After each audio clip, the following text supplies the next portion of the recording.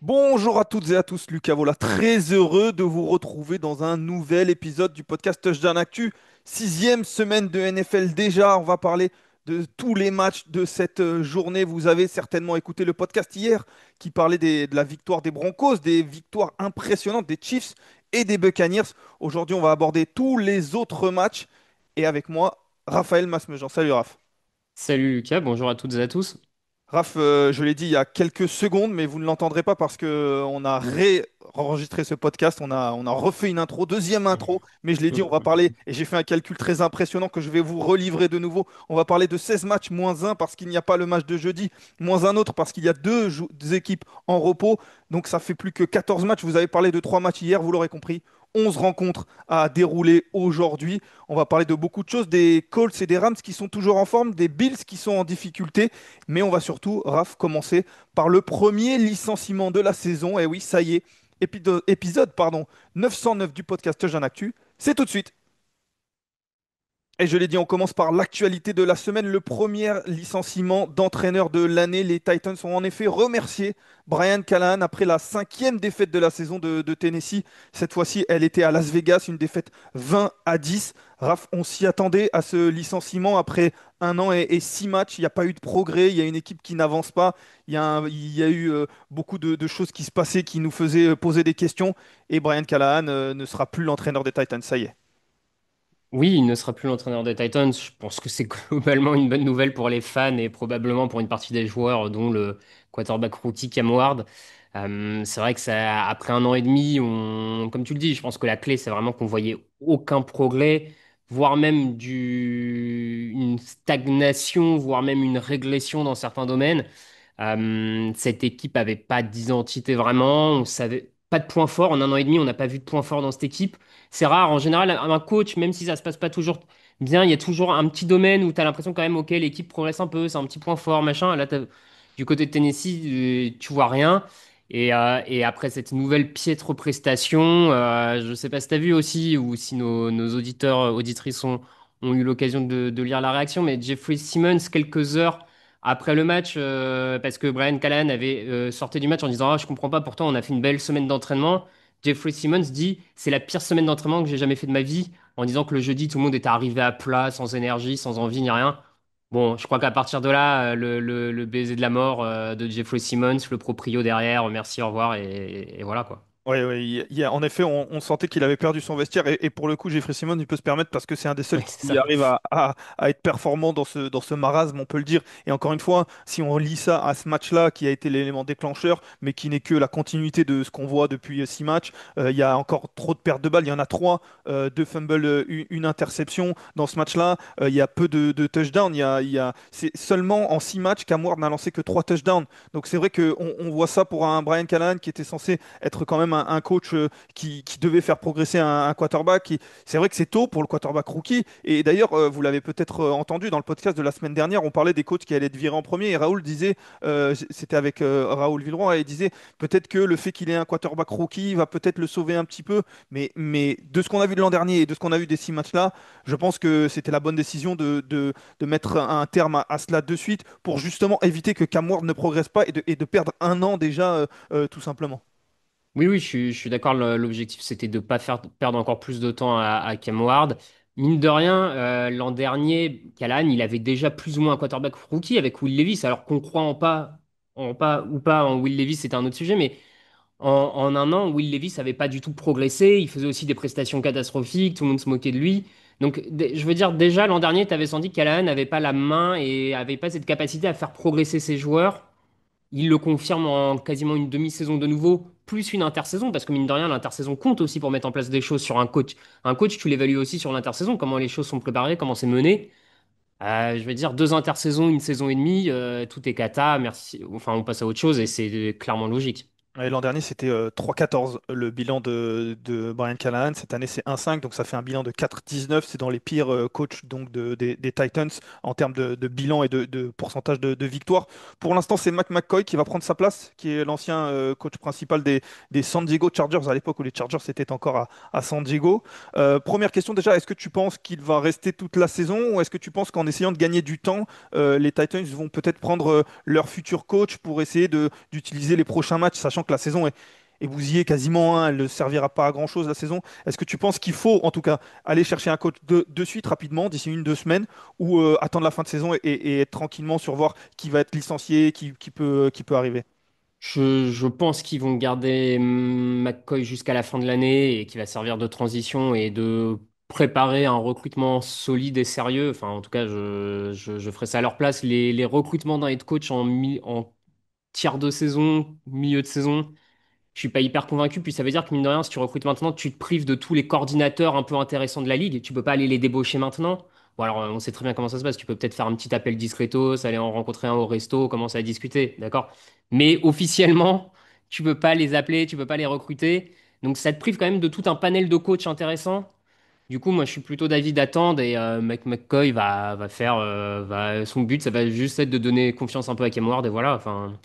Ouais, et donner peut-être envie de montrer qu'il y a du talent dans cette équipe et donner envie aux futurs entraîneurs d'arriver. Parce que c'est ça aussi, c'est que il y a des entraîneurs qui veulent devenir coach principaux, mais il y a des équipes aussi qui doivent convaincre des entraîneurs de venir. Et Mm. franchement, quand on est entraîneur et qu'on a plusieurs choix, est-ce que d'arriver aux Titans, c'est vraiment quelque chose d'attrayant? Pas sûr. Donc c'est vrai que peut-être la fin de saison va être l'objectif de McCoy de montrer que cet effectif a du talent et qu'il est attractif et de pas gagner trop de matchs non plus aussi, parce que c'est maintenant que le coach est plus là et que lui n'a pas forcément d'enjeu. Après, il va peut-être essayer de jouer sa place pour l'année prochaine. Justement, quel coach tu imagines, on va dire, quel profil de coach, sans avoir peut-être de nom en tête, mais quel profil de coach? Parce que on le sait, depuis quelques saisons, il y a quand même deux écoles globalement. Il y a Mm. ceux qui vont chercher des coordinateurs assez jeunes, un peu nouvelle école, parfois offensifs.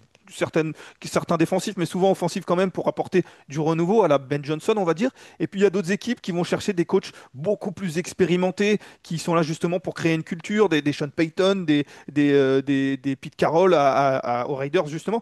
Quelle direction tu prendrais, toi, si tu étais les Titans?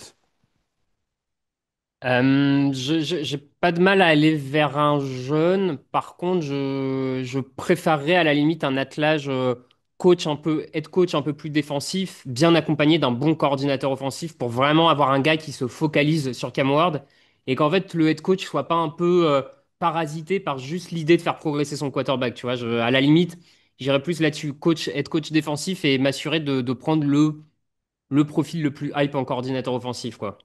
Ouais, je réfléchissais qui peut être en coordinateur défensif un petit peu intéressant sur cette saison-là, et qui peut être un peu dans ce profil-là. Je sais pas si tu as quelqu'un en tête, j'étais en train d'y réfléchir là en Bah, ayant dans ma tête les équipes. écoute, moi, il y a deux noms, pourquoi pas. Il y a Jesse Minter, le coordinateur défensif des Chargers, qui quand même montre de belles choses avec pas le meilleur effectif forcément de la ligue. Qui peut... Alors là, du coup, c'est un vrai pari parce que coach très très jeune, tu rentres là-dedans. Et sinon, dans le profil deuxième chance, pourquoi pas un Vance Joseph, le coordinateur défensif des Broncos. Tu lui donnes une deuxième chance. Ok, il s'est fait un peu la main une première fois, ça s'est pas très bien passé. Il est revenu. Il a un peu baissé son ego, son estime. Il a bien bossé en tant que coordinateur défensif.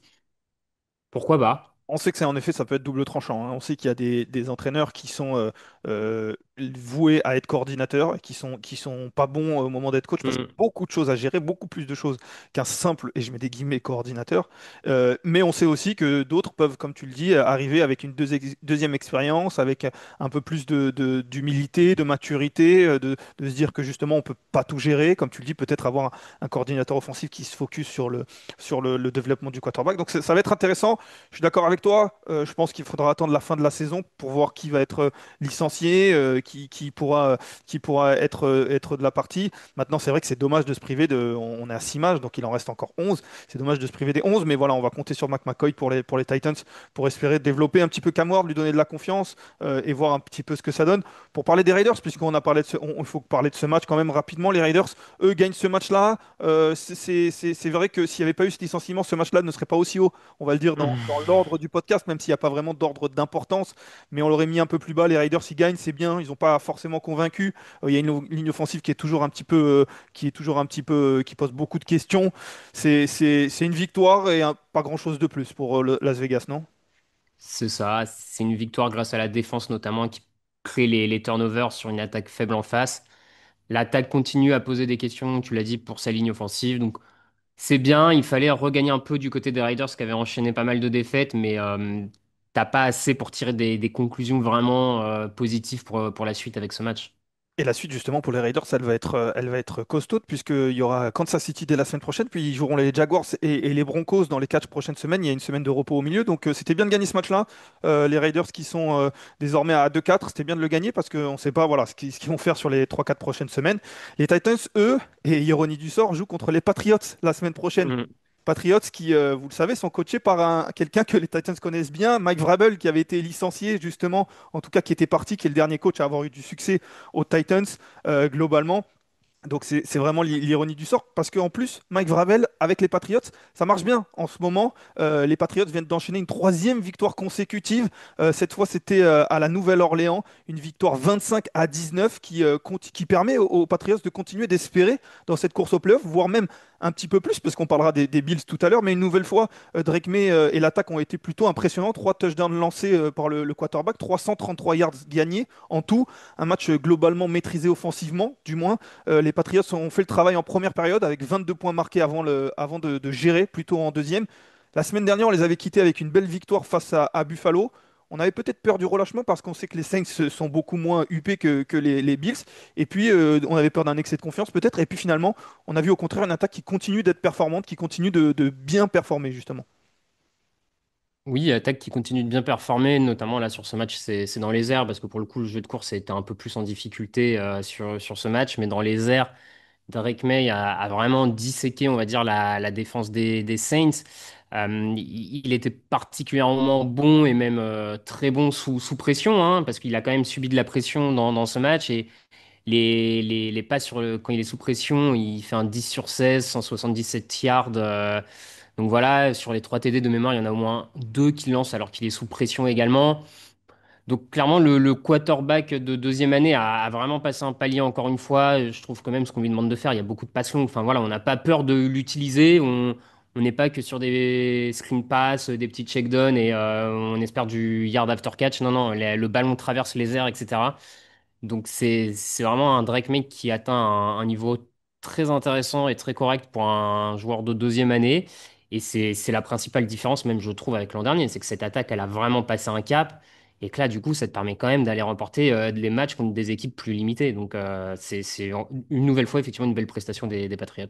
On parlait de coordinateurs qui sont voués à rester coordinateurs. Le retour de Josh McDaniels, pour le coup, je le trouve très Hmm. convaincant. Et puis, Oui. ce qui était peut-être un gros défaut, notamment l'an dernier et même en début de saison, on se posait de questions, c'est la diversité de cibles. On voyait très peu de personnes qui imaginaient un receveur numéro un. Et puis, pour le coup, ça devient un petit peu une force parce que au début de l'année, c'était Hunter Henry qui était plutôt pas mal, qui était la soupape de Drake May. La semaine dernière, c'est Stephen Diggs qui a été très bon. Là, on a un Keishon Boutte qui a été bon. Donc, du coup, il y a une diversité de cibles et un Drake May qui arrive à bien gérer la pression, notamment dans la poche, qui arrive à avoir vraiment cette intelligence spatiale dans la poche, c'est plutôt très convaincant. Je suis d'accord avec toi.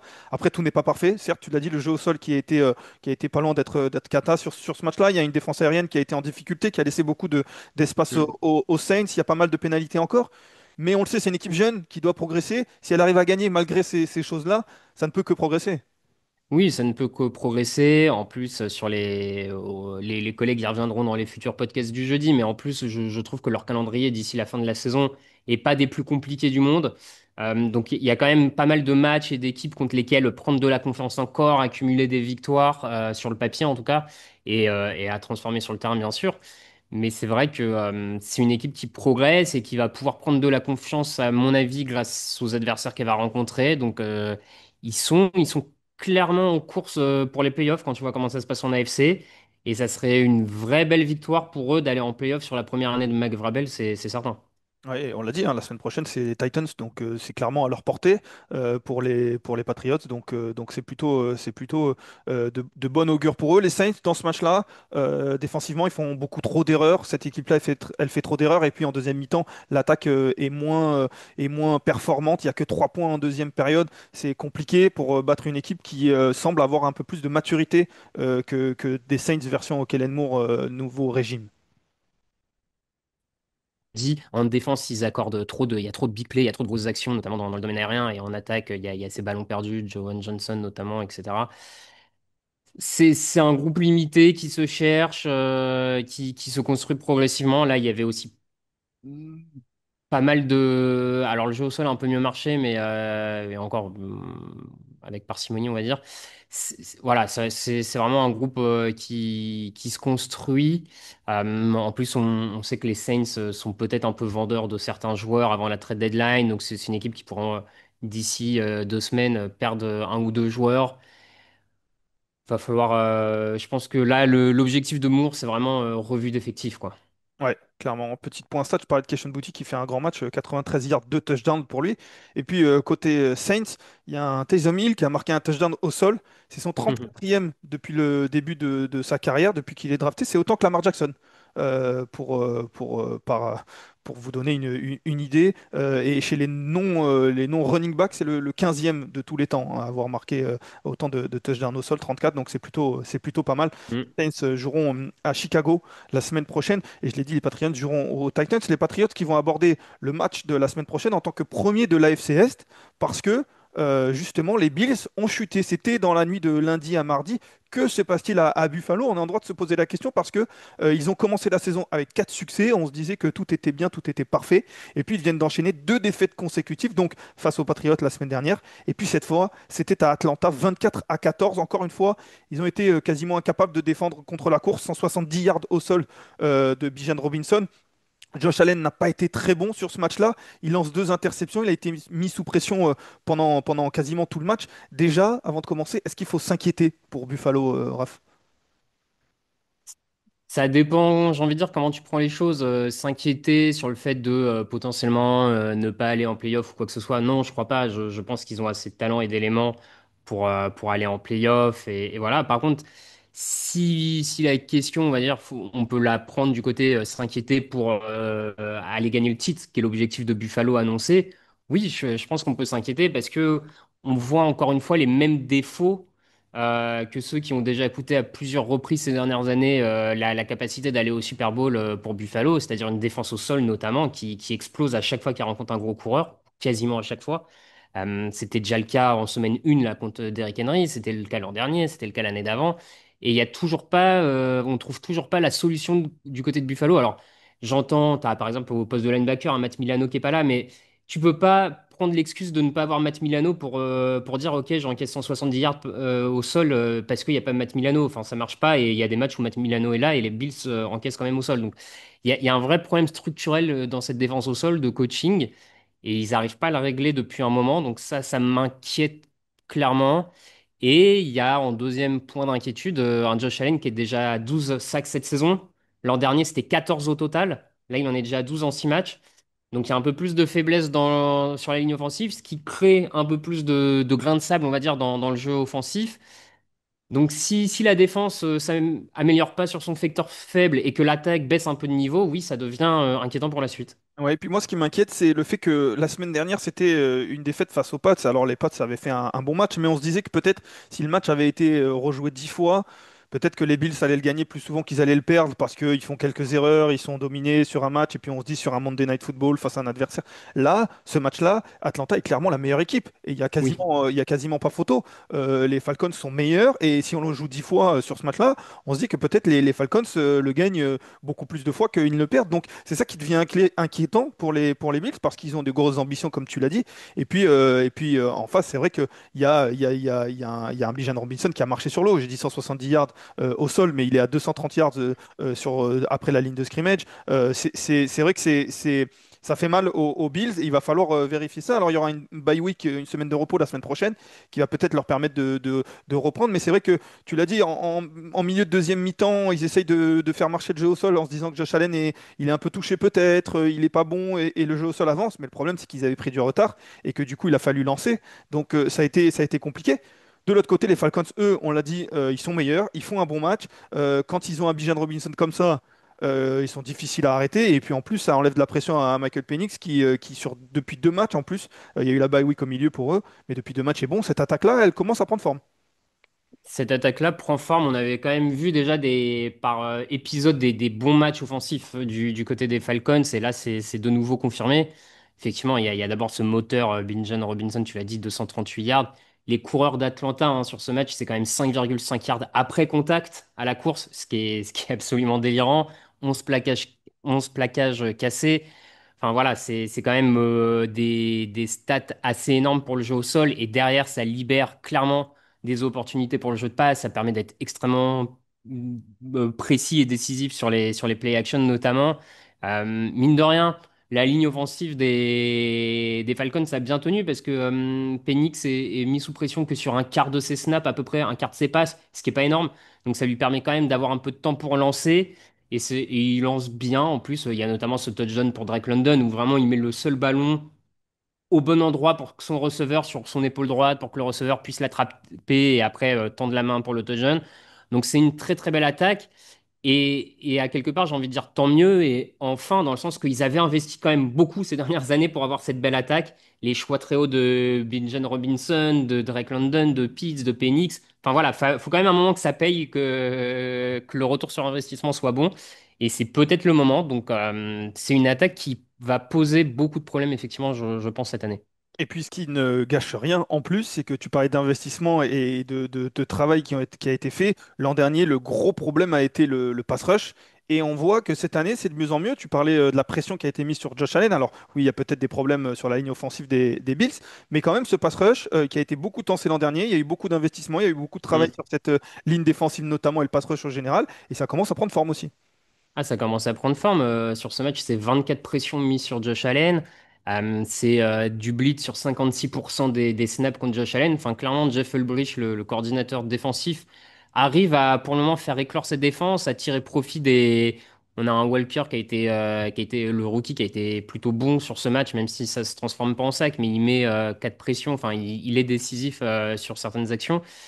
Et c'est en train de d'éclore. Ils sont bien coachés pour le coup en défense. Et c'est vraiment une défense plutôt intéressante. Alors, ils n'ont pas exactement les mêmes qualités partout, mais je trouve qu'ils commencent un peu à ressembler à la défense, à la jeune défense des Rams de l'an dernier qui avait progressivement éclos en cours de saison, où ils finissent la saison en trombe, notamment avec ce match de playoff contre les Vikings où ils mettent 7 sacs sur Sam Darnold. Et je trouve que les Falcons sont aussi un peu en train de voir leurs investissements en défense payés et ça s'améliore de match en match. Alors maintenant, le problème d'Atlanta, c'est qu'il va falloir être constant parce que ça n'a pas été le cas depuis le début de la saison. Mais s'ils arrivent à trouver un peu cette constance, c'est une équipe qui commence à avoir des arguments intéressants, ouais. Ouais, complètement. Ils sont à 3 victoires de défaite. On l'a dit, ils étaient en semaine de repos la semaine dernière. Et puis tu l'as dit, la maturité offensive a mis un peu plus de temps à arriver, mais elle est en train d'arriver. On le sait que la maturité défensive peut être parfois un peu plus rapide, notamment avec des jeunes joueurs. Donc peut-être que les deux escouades peuvent arriver à maturité au même moment. Et donc ça peut être un très bon signe. Les Falcons qui joueront à San Francisco pour le Sunday Night Football face aux 49ers dimanche prochain. Donc là encore, ça va être un gros match et ça Mm. va être important pour eux dans cette NFC qui peut être importante. La belle histoire continue pour les Colts de l'Indianapolis. Cette fois, les hommes de Shane Steichen ont disposé des Cardinals de Jonathan Gannon dans un affrontement entre les deux anciens coordinateurs des Eagles. Les Colts étaient menés à l'orée du quatrième quart-temps avant d'inscrire 2 touchdowns dans les 15 dernières minutes pour égaliser d'abord, puis passer devant ensuite. En face, Kyler Murray n'était pas là. On a eu un Jacoby Brissett qui a beaucoup lancé, 44 fois, qui a Mm. gagné beaucoup de yards, 320, mais qui n'a pas vraiment réussi à faire gagner son équipe. On commence à connaître la formule pour les Colts. Désormais, il y a un jeu au sol très performant, 150 yards sur ce match-là. Il y a des play-action dévastatrices, du coup, de facto, et il y a peu d'erreurs, et ça donne des victoires face à des équipes des Cardinals qui sont, du coup, désormais plus faibles que ces Colts-là. Ah oui, oui, oui, les Cardinals sont clairement plus faibles que cette équipe des Colts, qui est actuellement, quand on voit un peu ce qui se passe dans la ligue, est clairement une des meilleures équipes de la ligue. Sur le terrain, en tout cas, il y a pas de doute en termes de prestations, ce qu'ils réalisent. C'est une des meilleures équipes de la ligue. Comme tu dis, je trouve qu'encore une fois, du côté des Colts, c'est globalement la même recette, ce jeu au sol. Un Daniel Jones qui est quand même, qui commet peu d'erreurs, qui est même bon sous pression. Les snaps sous lesquels il est sur pression, il est à 9 sur 9 à la passe, il lance un touchdown. Enfin, voilà, on a quand même un Daniel Jones qui a métamorphosé, qui fait plus ses pertes de balles un peu bêtes et tout ça. Et donc cette attaque fonctionne. Il y a un Taylor Warren qu'on voit vraiment, qui a le tight end rookie, qui a un vrai impact dans cette équipe en plus. Enfin voilà, c'est bien coaché, ça roule bien. La défense avec Luan Arumo en coach, pareil, là-dessus, on a quand même, c'est peut-être un des meilleurs matchs de l'équipe en termes de pass rush. Ils ont vraiment été efficaces globalement. Alors, il n'y a pas que des sacs, mais il y a quand même pas mal de pression, etc. sur Jacoby Brissett. Et en fin de match, notamment, ça a fait la différence. Donc non, c'est une équipe qui est de plus en plus sereine et de plus en plus confiante sur ses forces et que le match va finir par tomber pour eux. Donc moi, effectivement, sur ce qu'on a vu, ils sont vraiment meilleurs. Ouais. Ils ont la première attaque en termes de points marqués Mm. dans la ligue. Ils ont la quatrième défense en termes de points encaissés. C'est globalement c'est top 5 dans les des deux côtés du terrain. Ils ont le meilleur bilan en AFC. J'étais en train de réfléchir à la NFC, mais il n'y a personne à 5-1 non plus, si je réfléchis. Donc ils ont le meilleur bilan tout confondu. Ils sont Les à combien Buccaneers les Buccaneers? les Ouais, Buccaneers sont à 5-1, oui, parce qu'ils ont fait un match à. Voilà, ouais, c'est ils ça. ont- en tout cas, ils ont le meilleur bilan avec les Buccaneers. Personne n'est invaincu. En AFC, en tout cas, c'est sûr, ils ont le meilleur bilan. Ouais. Donc c'est vrai que ça marche bien. Ce sera face aux Chargers la semaine prochaine. Et d'ailleurs, je peux vous le dire, ça sera certainement l'affiche de la semaine avec Victor demain. Donc c'est à Los Angeles d'ailleurs. Donc c'est vrai que ça marche plutôt très bien pour les Colts. Et c'est plus simplement un tube de l'été, comme on pouvait le dire, l'été indien. C'est désormais peut-être quelque chose qui est voué à continuer. Pour les Cardinals, paradoxalement, j'avais envie de parler de Jacoby Brissett parce qu'il y a une défaite des Cardinals. Mais j'ai l'impression, je ne sais pas ce que tu en penses, que ça a un petit peu mieux marché offensivement. En tout cas, on les semblait un peu mieux connectés. Qu'est-ce que tu en penses? Je suis d'accord et c'est clairement ce qui m'embête à la sortie de ce match du côté des Cardinals, c'est que Jacoby Brissett semble mieux convenir à ce système offensif-là. Je suis d'accord avec toi. Attention, quand je dis ça, ça veut pas dire que je trouve que Jacoby Brissett est un meilleur quarterback que Kyler Murray. C'est pas le propos. C'est juste que dans ce schéma-là offensif, dans ce qu'on demande à faire au quarterback, j'ai eu comme toi l'impression que Jacoby Brissett c'était plus fluide dans le jeu de passe avec ses différentes cibles, qui trouvait plus facilement Trey McBride, qui trouvait plus facilement Harrison avant qu'il sorte sur blessure. Enfin, j'ai trouvé aussi que que ça avançait mieux, que le jeu était, enfin voilà, que le playbook marchait mieux. Et donc ça m'embête un peu parce que du coup, ça donne un peu le sentiment qu'on a un coaching staff qui a finalement un plan de jeu en attaque et que ce plan de jeu, il est peut-être pas si bien pour Kyler Murray, mais qu'on ne sait pas l'adapter pour Kyler Murray et que Kyler Murray ne sait pas s'y adapter. Alors c'est la faute de qui, j'en sais rien. Mais du coup, c'est un peu gênant parce que moi, j'aurais tendance un peu à penser qu'un coaching staff doit s'adapter à ses joueurs plutôt que mettre ses joueurs dans un moule. Après, on peut en débattre. Mais c'est vrai que du coup, moi, au-delà de la défaite, quand je vois ce que fait l'attaque là des Cardinals, ça m'interroge et ça m'embête pour la suite, en fait. Le problème de Kyler Murray, c'est qu'il a eu d'autres coachs avant Jonathan Gannon. Il y a eu Cliff Kingsbury notamment, et ça n'a jamais vraiment trop cliqué. Et donc après, c'est vrai on peut se poser la question de savoir à qui la faute, malheureusement. Après, comme tu le dis, on le connaît, Jacoby Brissett, il fait ce match-là. On sait que c'est pas une Oui, solution sur le long terme. On sait que bien sûr. c'est un très bon backup. Mais c'est vrai que l'image, en tout cas, est pas forcément bonne. Il y a un Trey McBride qui a 72 yards, un touchdown. Il y a un Zay Jones qui a 5 réceptions, 79 yards. Donc c'est vrai que va falloir se poser la question. J'ai pas regardé la durée de l'indisponibilité de Kyler Murray. Je suis pas sûr que ça soit très long parce que je crois que ça a été une décision qui a été prise tard dans la semaine pour Jacoby Brissett. Donc c'est souvent le signe que Kyler Murray aurait pu peut-être jouer ou était pas loin. Donc à voir, la semaine prochaine, ils recevront les Packers. On parlait de la ligne offensive qui a pris beaucoup de pression et Brissett s'en est sorti contre les Packers. Ça pourrait être le cas aussi. Donc c'est vrai que ça va être intéressant de le voir, mais sur ce match-là, il marque 27 points face à une belle défense des Colts, tu l'as dit quand même.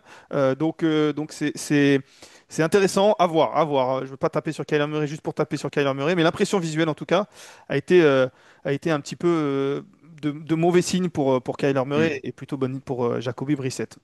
On passe à une autre équipe surprenante. On parlait des Colts, on va parler des Steelers qui viennent d'enchaîner une nouvelle victoire, la quatrième de la saison. Cette fois, ils ont disposé d'un rival de division. C'était à domicile, c'était face aux Cleveland Browns. Un succès 23-9 en sortie de semaine de repos qui les propulse à 4-1. Je le disais, les Colts ont le meilleur bilan parce que les Steelers n'ont joué que 5 matchs et n'ont pas joué 6, donc ils sont à 4-1. Et comme pour beaucoup de matchs face aux Browns, on a envie de dire, la décision s'est faite en deuxième période avec les 30 premières minutes qui ont été accrochées. Aaron Rodgers ensuite à l'attaque a inscrit 2 touchdowns dans le troisième et quatrième quart-temps et la défense a mis beaucoup de pression sur Dylan Gabriel, suffisant pour l'emporter. Donc, Raph, j'ai envie de parler de cette défense justement. 6 sacs pour les Steelers sur ce match-là. Il y a eu le retour d'Alex Highsmith qui fait du bien. C'est les premiers signes d'un retour en puissance de cette défense qui a été un peu, qui a été malmenée en début de saison et qui a été tensée par les observateurs, nous en premier. Effectivement, la défense va beaucoup mieux, je dirais, depuis 2 semaines. Alors, quand je dis 2 semaines, ça prend pas en compte la bye week, mais ça prend le dernier match en Irlande face aux Vikings, où déjà on avait vu quand même une meilleure défense des Steelers. Et donc, ça fait 2 semaines.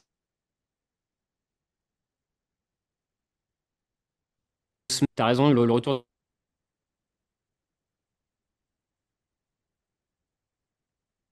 de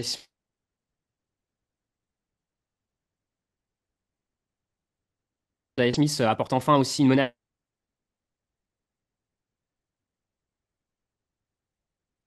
C'est de parler de Deshaun Elliott au poste de safety, je trouve, fait beaucoup de bien à cette équipe. C'est un joueur vraiment important pour eux. Donc voilà, toutes les pièces reviennent un peu soit de blessure, soit en forme à l'image d'un TJ Watt. Et on recommence à retrouver la défense de Pittsburgh de l'an dernier. Donc c'est de bon augure, effectivement, pour la suite.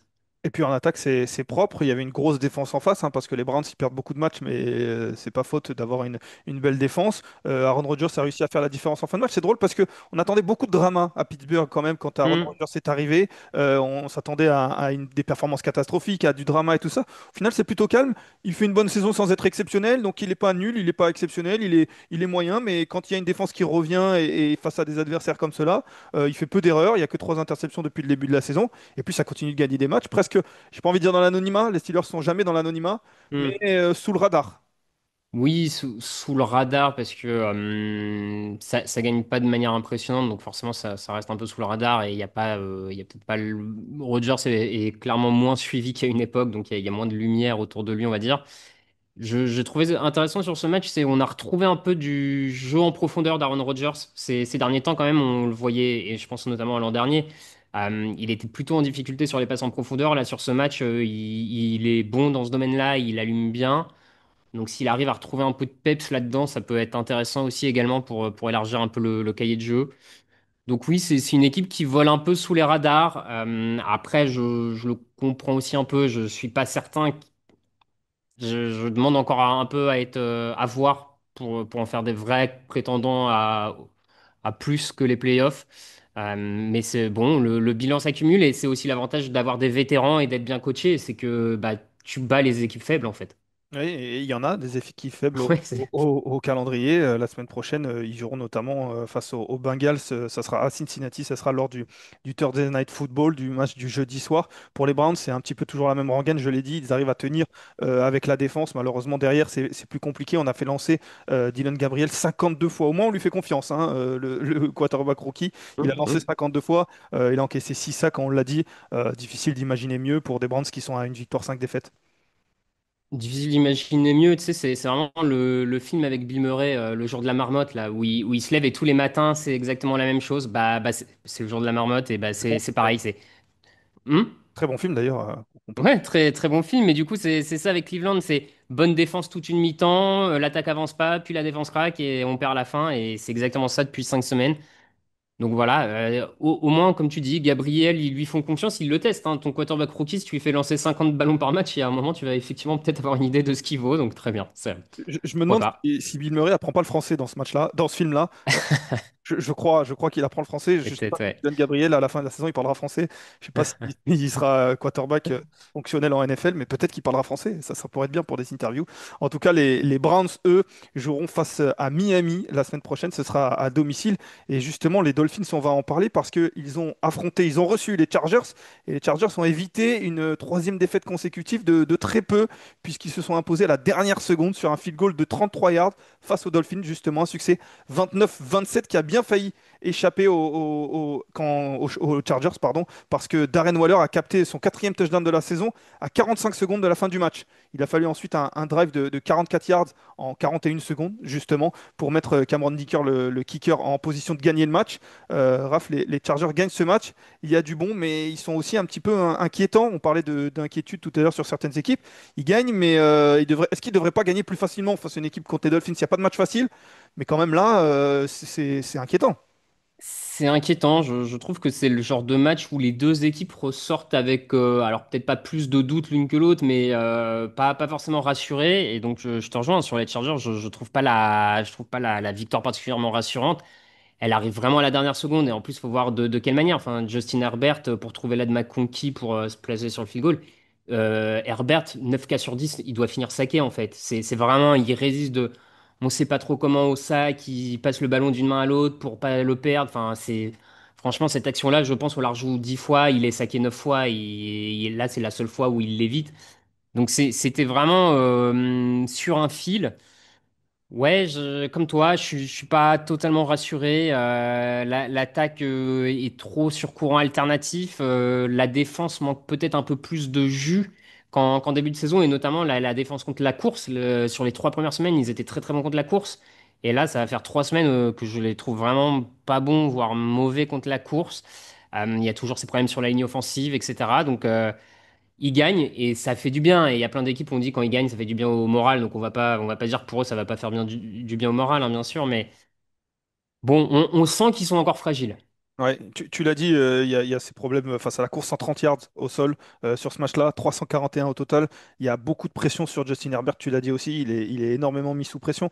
Et il y a un 2 sur 7 dans la red zone. Donc c'est vrai que tout cela sont des indicateurs, des petits red flags, comme on dit, des petits voyants rouges qui s'allument pour dire attention, au moins ils ont été clutch. Ça, c'est c'est une bonne chose pour les Chargers. Ils gagnent ce match-là, mais c'est vrai que c'est un petit peu inquiétant. On l'a dit, ils joueront face aux Colts donc la semaine prochaine. Pour les Dolphins, ils craquent avec leur défense. Encore, l'attaque n'a pas été trop mal, mais bon, il y a des erreurs. Il y a trois interceptions.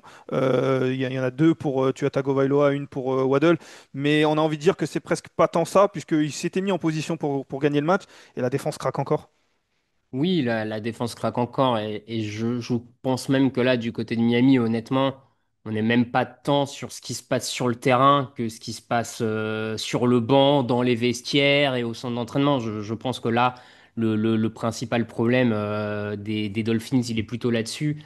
Quand tu vois qu'après cette défaite, avec 3 interceptions lancées, je suis d'accord, c'est pas que l'attaque le problème, mais que Tagovailoa, sa conférence de presse, c'est pour critiquer l'attitude de certains partenaires, mettre en cause les partenaires qui arrivent en retard, etc. Que derrière Mike McDaniel, en conférence de presse à son tour, dit ah, Tagovailoa aurait pas dû vous dire ça, c'est ce genre de truc, un quarterback le garde pour lui. Enfin, honnêtement, j'ai un peu l'impression qu'on est dans le scénario d'une équipe où une partie des éléments baisse un peu les bras et que du coup oui, il y a du talent, oui, il y a des joueurs pour aller faire des choses, mais qu'en fait, là, le groupe se disloque un peu et qu'objectivement, le principal problème, il est plus là, en fait. Ouais, ouais, on parlait tout à l'heure de Callahan qui avait perdu son vestiaire. On a l'impression que McDaniel il a perdu aussi. On vous a donné le plan, la vision hein, la semaine dernière hein, sur les coachs qui allaient être virés. On a dit Brian Callahan allait être viré. Le suivant pour moi, ça sera Mike McDaniel. Hein. On en a parlé et si je dois donner un pronostic, ça sera après leur match à Madrid parce que il reste voilà un match contre les Browns la semaine prochaine. Alors ça peut être une victoire, mais après il y a des matchs compliqués. Et puis il y a un match à Madrid et une semaine de repos. C'est souvent le signe, souvent, si le bilan n'est pas bon et que le coach doit partir, c'est souvent ces timings-là. Donc on verra, mais c'est vrai que c'est très mauvais signe pour Mike McDaniels qui pourrait être le prochain coach viré et ça pourrait être même durant la saison. On passe à l'autre match de ce lundi, les Commanders qui accueillaient les Bears et les hommes de Dan Quinn se sont fait surprendre par une équipe des Bears en forme. Chicago avait bien commencé la rencontre avec un 13-0 d'entrée avant de voir les Commanders revenir et repasser devant en fin de match. Et il a fallu un 10-0 en fin de quatrième quart-temps pour repasser devant définitivement, cette fois-ci, grâce à un field goal à la dernière seconde, encore un. J'ai envie de parler des Commanders parce que, Raph, demain, on parlera des Bears, notamment avec Victor. C'est le débat de la semaine. On va s'attarder un petit peu plus sur les Commanders, même si on parlera des Bears sur ce match-là. Mais justement, les Commanders, ils sortaient d'une belle victoire la semaine dernière face aux Chargers. Est-ce que tu trouves qu'ils ont pris ce match à la légère? C'est un peu l'impression que ça m'a donné, moi, sur cette défaite-là face à Chicago. J'entends, je serais un peu moins sévère dans le sens, je suis pas sûr qu'il l'ait pris à la légère, je crois pas qu'il soit déjà comme ça ou qu'il se sente suffisamment fort pour prendre ce genre de match à la légère. Par contre, ce qui est certain, c'est qu'ils ont été très brouillons, ils ont manqué d'application, de sérieux, il y a pas mal de pénalités, il y a surtout ces erreurs individuelles et la plus flagrante de ce manque de sérieux, on va dire, c'est la transmission ratée de Jayden Daniels pour Ja'Cory Kroos-Kemerit, la transmission de ballon en dernier quart-temps et qui relance complètement Chicago parce que derrière ils récupèrent la balle, ils se mettent en position pour aller au field goal et ils gagnent le match. Donc brouillon clairement.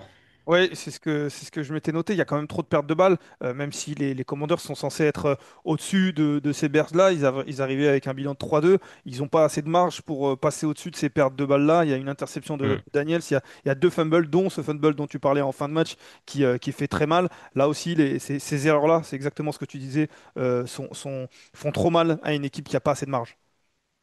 Oui, elles font trop mal à une équipe qui a pas assez de marge, qui a aussi peut-être en plus quelques blessés importants. Alors tu vas me dire toute la ligue a des blessés, hein, on en est là maintenant, mais c'est vrai que dans un match, peut-être tu peux imaginer que si tu as un Terry McLaurin qui est là, tu peux aussi baser ton attaque un peu autrement en fin de match et avoir un peu plus de fiabilité. Donc il manque en plus peut-être d'un ou deux joueurs pour avoir ce statut un peu supplémentaire. Mais c'est vrai qu'ils n'ont pas cette marge de manœuvre. Après, la défaite est mauvaise et ils peuvent s'en vouloir qu'à eux-mêmes. Je jetterai pas tout le match non plus et je pense que tout n'est pas catastrophique. Il y a quand même un Jaden Daniels qui, je trouve, a été, alors certes sur courant alternatif, mais a eu quand même pas mal de bonnes phases de jeu et c'est quand même un peu mieux que ce qu'on a vu en semaine 1, en semaine 2, donc ça, et après il a été blessé. Je pense que ça revient un peu à ce niveau-là. Donc défaite, mais tout n'est pas catastrophique. Défaite plus brouillonne que défaite inquiétante, je trouve. Ouais, c'est le problème avec les Commanders, c'est la constance, j'ai l'impression. Mm. Pour être honnête aussi, on attendait une belle victoire des Commanders pour pouvoir en faire un débat, pour pouvoir peut-être même en faire un titre de ce podcast-là, parce que je l'ai dit la semaine dernière, c'était impressionnant face aux Chargers. Et puis là, ça redevient brouillon. Il y a eu avant les Chargers une défaite face aux Falcons. C'était 2 semaines avant ça. Donc c'est vrai qu'il n'y a pas encore cette constance qui fait que ces Commanders-là vont être dangereux à chaque semaine. Donc c'est un petit peu dommage pour les Bears. Eux, ils font le match qu'il faut. Il y a quelques erreurs, certes. De toute façon, on sait que cette équipe-là, elle est vouée à faire quelques erreurs. Elle est jeune, que ce soit le coach, que ce soit le quarterback, que ce soit l'effectif en général. Mais bon, ça gagne le match. Il y a un très bon DeAndre Swift qui n'a pas toujours été très bon cette année, mais là, il gagne 108 yards au sol, il gagne 67 yards à la réception, il marque un touchdown. Il y a un Caleb Williams qui a été propre. C'est de bon augure pour cette attaque qui, notamment, a gagné 380 yards et pour cette équipe-là en général. Oui, c'est de bon augure, notamment parce que le jeu au sol, je trouve, progresse vraiment. Avec l'arrivée de Ben Johnson, on a un DeAndre Swift qui bénéficie notamment d'une meilleure ligne offensive, de schémas de bloc plus pertinents, je pense notamment là, à son dernier touchdown où il profite d'un écran. Et c'est ce genre de truc où tu vois peut-être un peu la patte Ben Johnson slash Lions avec des receveurs des tight ends, etc., qui sont aussi impliqués sur des phases de bloc pour ouvrir des brèches, sur des choses comme ça que tu vois beaucoup à Détroit, que tu voyais clairement pas à Chicago, et que tu commences à voir. Donc c'est là-dessus où je trouve ça assez prometteur. Tu passes en bilan positif. J'étais étonné pendant le match, il montrait la stat Chicago sur. Alors pourquoi ils se sont arrêtés aux 10 dernières années, tu me diras, je n'en sais rien, mais sur les 10 dernières années, en sortie bye week, Chicago était à une victoire pour 9 défaites. Bon, mine de rien, la première bye week de Ben Johnson, c'est une victoire. Ce qui n'était pas forcément une habitude à Chicago. Après, voilà, peut-être que si tu regardes les 10 années d'avant, c'était 10 sur 10 et la stat n'a plus aucun intérêt. Je n'en sais rien, mais c'est l'avantage de la télé US et de ses stats. Tout ça pour dire que cette attaque progresse. J'ai encore quelques limites avec Caleb Williams, mais ça reste un quarterback de deuxième année, donc on va dire qu'il c'est en évolution, mais c'est quand même positif. Oui, c'est positif, ça fait 3 victoires consécutives, ça repasse en positif, on l'a dit, et puis on en parlera demain, justement, de ces Bears-là, qui affrontent les Saints ce week-end. Donc, encore une fois, peut-être un adversaire à leur portée. Pour les Commanders, il faudra aller à Dallas pour affronter, pardon, Mhm. les Cowboys. Ça peut être un match sympa. Les Rams, eux, reprennent leur marche en avant après un coup d'arrêt lors du Thursday Night Football, cette défaite en prolongation, vous vous en rappelez, face aux 49ers. Los Angeles, cette fois-ci, a battu les Ravens, toujours privés de Lamar Jackson et de nombreux titulaires. On parlait d'équipes qui avaient des blessés. Toute la ligue a des blessés, mais les Ravens en ont particulièrement. Mais il a fallu attendre le troisième quart-temps quand même pour voir que pour que la décision se fasse. Il y a eu 2 touchdowns et 2 fumbles provoqués par les Rams lors de ce troisième quart-temps. Le score était alors de 3-3. Ça a permis aux visiteurs de s'envoler et de plus jamais être repris. Le tournant du match, Raph, c'est peut-être le moment où les Ravens, en fin de première mi-temps, étaient à 5 yards de la ligne adverse, en tout cas dans les 5 yards. Et là, il y a 4 jeux, il y a une course de Derrick Henry, et puis il y a 2 touches-push tentées par les Ravens avec Mark Andrews qui ne fonctionnent pas. Et finalement, ils n'arrivent même pas à marquer. Là, ça fait mal aux Ravens et c'est peut-être le tournant du match. Qu'est-ce que tu en penses? On est tôt dans le match, mais ça fait du mal. Effectivement, c'est un tournant dans le sens que avec une réussite, les Ravens prennent peut-être en confiance, ça débloque un peu l'attaque psychologiquement qui est vraiment la traîne ces dernières semaines. Mine de rien, ça oblige les Lions à aller chercher le match dans un match où on reviendra sur les Lions, mais où ils ont été quand même particulièrement, en anglais on dit sloppy, vraiment poussif. Donc ça aurait pu vraiment mettre en difficulté cette équipe des Lions, c'est clair. Les Rams, les Rams. Oui, des Rams, je sais, Stafford, Lions, les vieilles connexions encore malheureusement. Oui, donc je te rejoins, c'est un premier tournant du match. Après, sur la continuité du match, ils produisent de toute manière pas assez en attaque pour se maintenir et se redonner de chance du côté des Ravens. Bon, heureusement que pour eux, la bye week arrive. Ouais, ouais, c'est clairement ce que tu dis parce qu'ils sont à une victoire, 5 défaites. Ils arrivent sur la semaine de repos, ils vont pouvoir récupérer des joueurs, peut-être Lamar Jackson. Et ce qui est frustrant, tu l'as dit, c'est que cette attaque, elle n'a pas réussi à avancer avec Cooper Rush et Tyler Huntley aussi, qui sont alternés au poste de quarterback. Mais ce qui est frustrant, c'est que la défense, pour le coup, a tenu au moins un peu plus Mhm. que depuis le début de la saison. Ils ont réussi à contenir un petit peu, notamment au début, les Rams. Les Ravens ont eu le ballon 38 minutes. Ils ne marquent que 3 points. Ils sont à 7 sur 17 sur troisième tentative. Donc c'est vrai que c'est frustrant parce que pour une fois, ça a été un petit peu un match défensif. Et du côté des Rams, en revanche, on a un petit peu l'habitude, à l'inverse, enfin, on va dire que la seule exception, c'est le match contre les Eagles, qu'ils avaient très bien commencé, mais c'est vrai que depuis le début de la saison, ils commencent souvent les matchs de manière très, comme tu l'as dit, sloppy, un petit peu désinvolte, un petit peu très brouillon, et c'est un peu une tendance depuis plusieurs saisons, j'ai envie de dire. Alors, ils arrivent en fin de match à gagner ce match-là parce qu'ils sont qu'à 3-3, on l'a dit, ils arrivent à faire ce stop défensif quand il le faut, mais c'est vrai que les Rams, j'ai l'habitude de dire qu'ils sont en mode diesel quand même. Oui, en mode diesel, et là, gros diesel, hein, parce que même à la fin, quand même, c'est pas franchement flamboyant ce qu'ils proposent à la fin, et ils dominent même pas le match comme ils auraient pu le faire.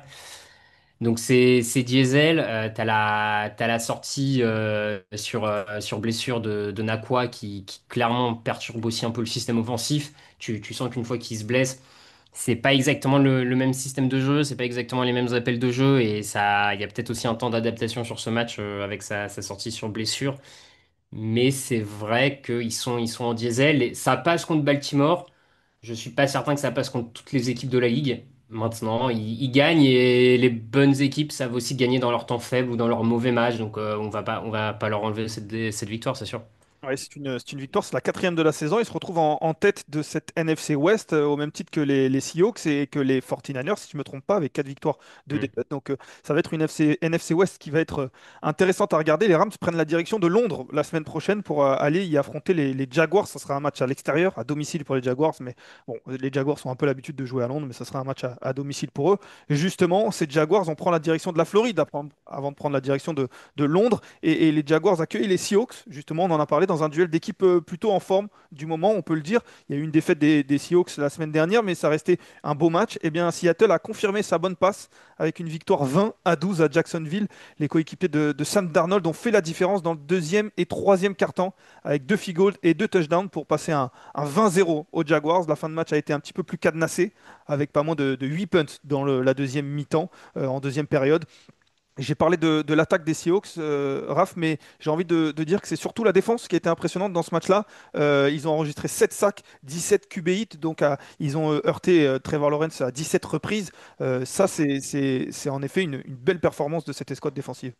C'est une belle performance d'une escouade défensive qui en plus a pas, comme d'autres équipes de la ligue, de pass rusher numéro un star établi. Donc c'est vraiment là, on est sur du collectif, sur du système. Je trouve ça d'autant plus rassurant et positif que la semaine d'avant, contre Tampa Bay, les Seattle avaient fait qu'un sac et de mémoire trois pressions. Enfin, le pass rush avait été en totale difficulté. Et là, du coup, sur la semaine suivante, est capable d'améliorer les choses face à une ligne offensive des Jaguars qui, jusqu'au-là, avait été quand même pas trop mal cette saison. On n'était pas sur la pire ligne offensive, donc être capable de rééquilibrer le tir, de réadapter certains appels de jeu, etc., pour produire sur le pass rush, ça me laisse penser que le coaching staff sait ce qu'il fait, en tout cas, ou a des idées pour améliorer les choses en cours de saison. Et ça, c'est clairement un signe plus que positif, et ils vont la chercher avec cette grosse défense et les quelques actions en profondeur du duo d'Arnold Smith et Jigba et c'est pas mal. Et c'est pas mal, je trouve. Ouais. C'est 3-0 à l'extérieur, hein. Ils sont vaincus à l'extérieur. Ils ont battu les Steelers à Pittsburgh, les Cardinals dans l'Arizona et les Jaguars à Jacksonville. On l'avait dit, hein, la semaine dernière, ils perdent, mais on l'avait dit qu'ils étaient à surveiller. L'attaque, on a parlé de la défense, mais l'attaque est forte. Jackson Smith et Njigba a envoyé une carte de bienvenue chez les Warriors, chez les Jaguars, pardon, à Greg Newsome, qui vient d'arriver et qui s'est fait avoir dès son premier snap pour un touchdown de 61 yards. Il y a pas de perte de balle aussi pour cette attaque-là, alors que Mhm. la défense les Jaguars, on le sait, est devenu spécialiste de provoquer des pertes de balles. Et puis, il y a une attaque extrêmement équilibrée. Je regardais cette statistique. Les Seahawks ont couru une fois de plus qu'ils ont lancé cette saison. On parle d'une équipe équilibrée, d'une attaque équilibrée. Il y a une course de plus que le nombre de lancers des Seahawks.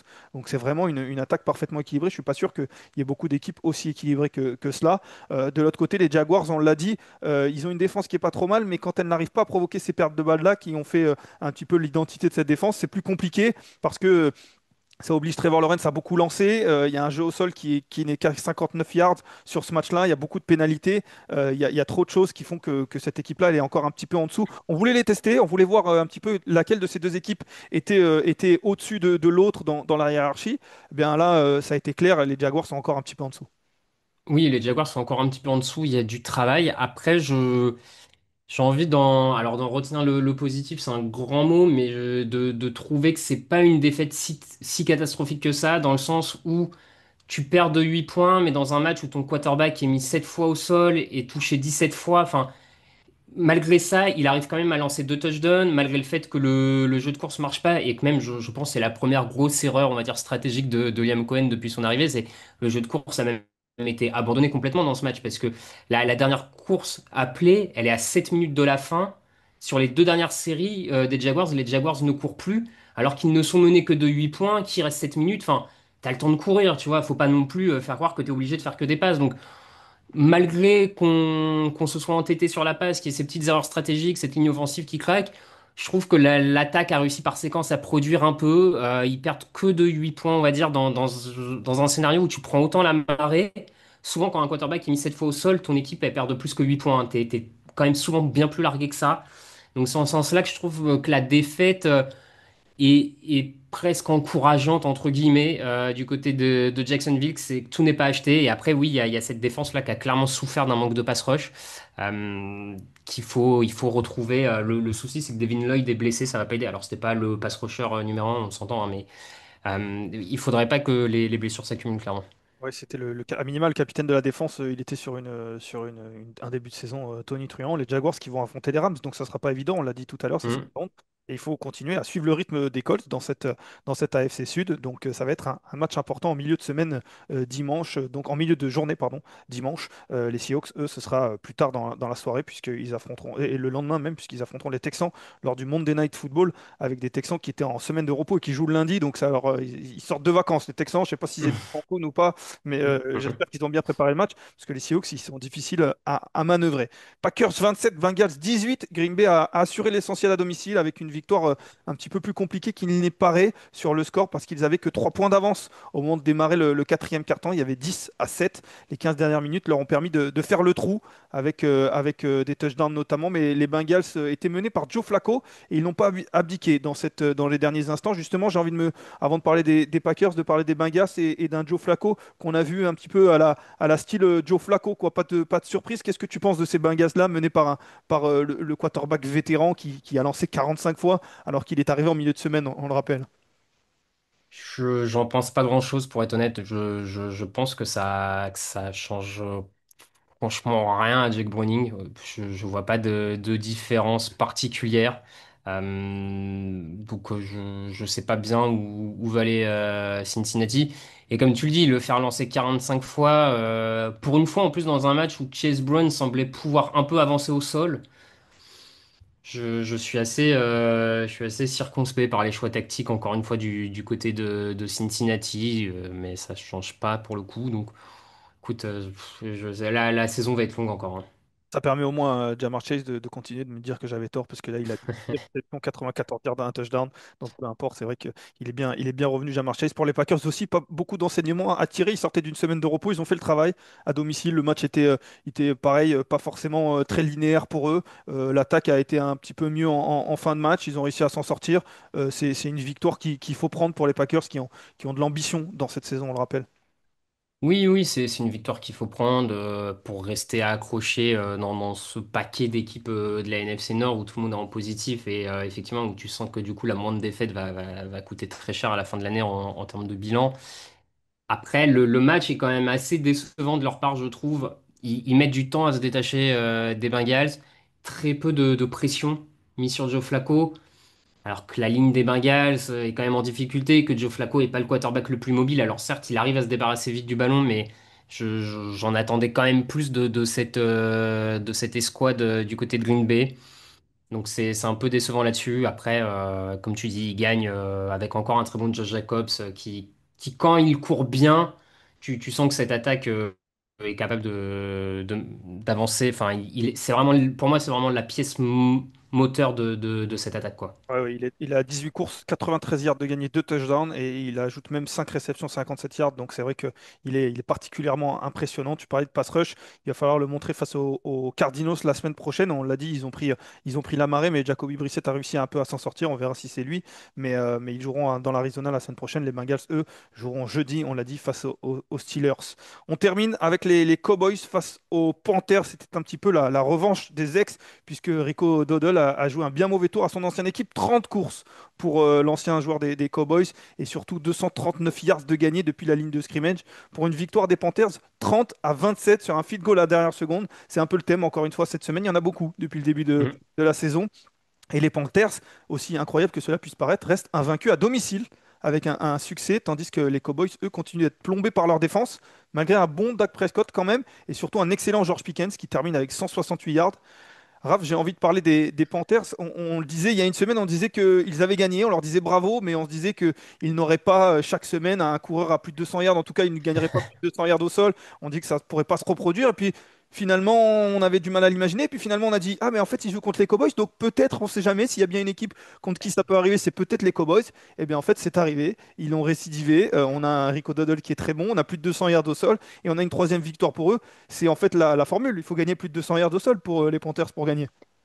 Effectivement, c'est un peu la formule parce que derrière le jeu de passe et Bryce Young sont moins sollicités dans ce qu'il a l'air être encore en termes d'apprentissage sur pas mal de trucs. Donc ça le soulage. Et puis ça te permet de tenir le chrono, ça fatigue la défense adverse. Enfin, on connaît toutes les vertus d'un bon jeu au sol.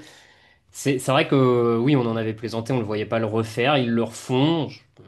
Moi, je continue à penser, j'ai du mal à croire qu'ils soient capables de l'enchaîner. Après, j'ai pas en tête leur prochain adversaire. Les Ça se Jets, trouve, je dis les ça. Jets. Ça sera à New York, face aux Jets. Bon, les Jets, ok, donc peut-être que ça repasse à Pourquoi pas? nouveau. On sait jamais. Ouais, peut-être que ça repasse du coup jamais le 203. Non, non, mais après, ça reste quoi qu'il en soit, même si je suis d'accord, enfin même si on pense qu'ils peuvent pas le reproduire à chaque fois, il y a des motifs de progrès dans cette attaque. Le jeu au sol, on a un Macmillan au poste de receveur qui s'est montré. Bon, c'est intéressant. Maintenant, il faut continuer à le prouver.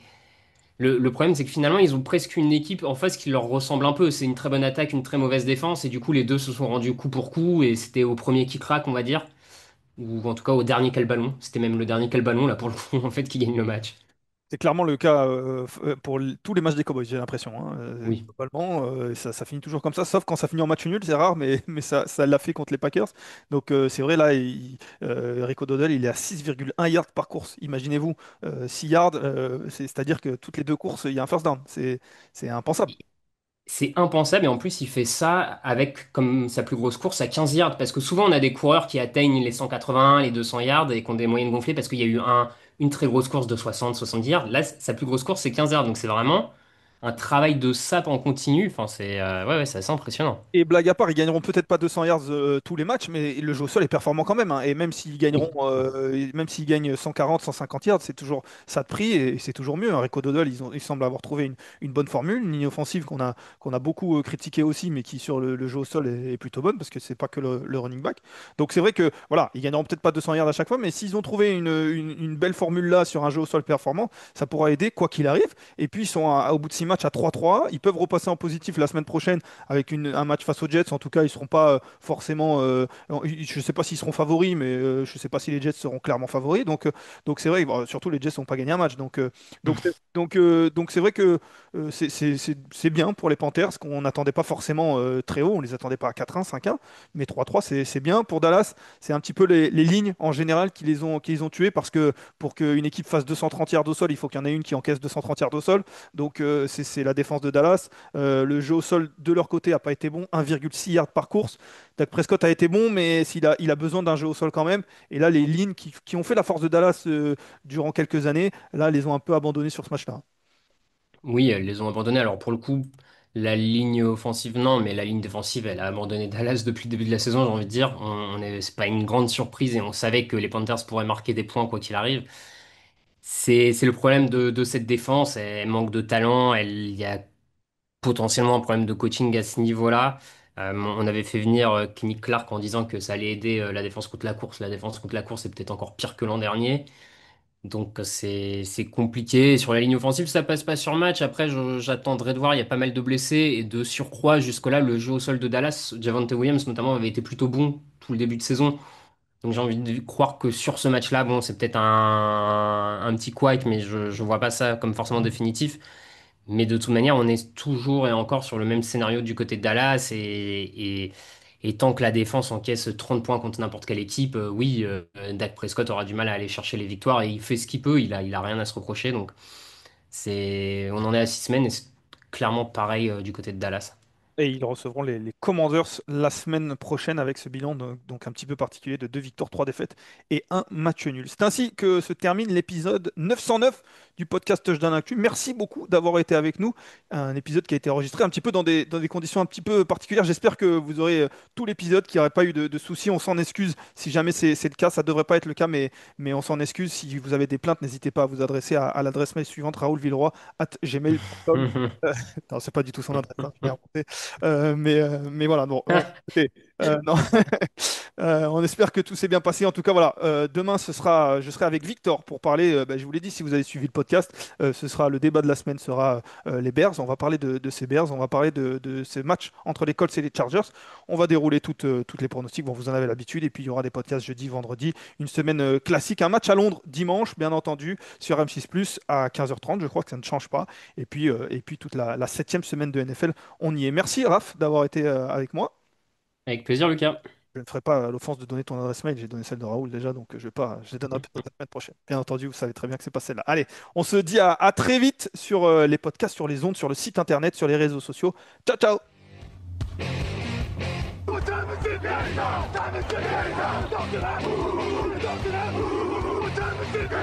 Time to